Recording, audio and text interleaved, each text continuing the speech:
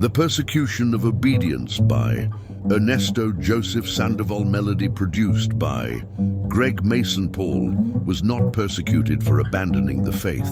He was persecuted for fulfilling it. He stood before the Jews and said in simple truth that he was following the very same God they claimed to worship. Only he believed in the part they were still waiting for. He was being attacked for obeying the very scriptures they said they believed in. That shows us something deep about the human heart. People do not persecute you because you are wrong. They persecute you because they see you living the very thing they are afraid to accept. Paul did not change religions.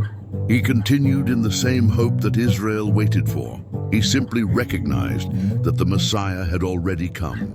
And because he obeyed this truth, he was treated like a traitor by the same people who claimed to be waiting for that exact promise. That is how it always goes. When obedience reveals truth, those who only perform faith will always feel threatened. So do not be discouraged when you are hated for walking the path others only talk about.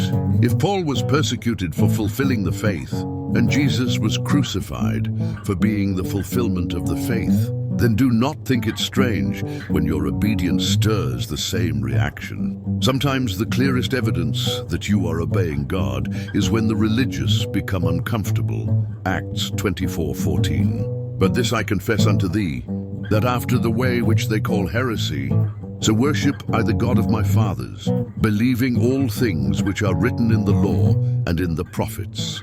They called obedience heresy. They called fulfillment rebellion. They called truth dangerous. And Paul just kept obeying. Amen.